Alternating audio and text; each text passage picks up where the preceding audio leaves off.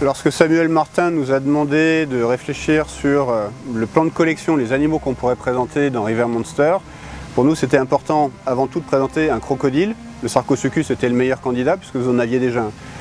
Ensuite de présenter le Spinosaure, puisque là on n'est plus sur un crocodile mais un dinosaure qui vivait donc dans un milieu assez identique.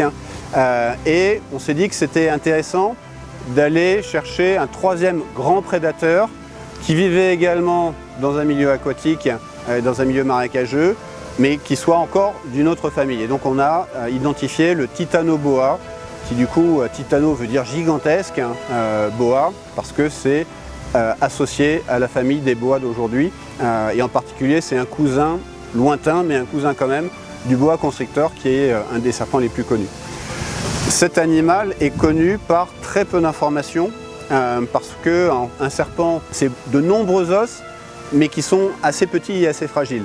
En particulier, les côtes sont fines et on a beaucoup de difficultés à retrouver des côtes fossiles.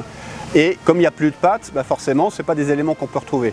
Et le crâne, de la même manière, est assez fin. Donc, en fait, Titanoboa, on le connaît par une succession de vertèbres qui ont été retrouvées dans des mines de charbon en Colombie et qui nous permettent comme ça d'avoir des éléments permettant de faire des analogies avec les boas actuels, ont permis d'associer cette espèce de serpent à cette famille.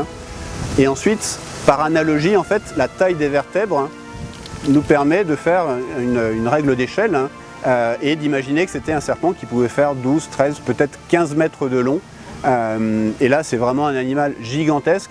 Il faut imaginer que c'est un diamètre entre 80 cm et 1 mètre, c'est-à-dire quelque chose qui m'arrive au niveau du bassin.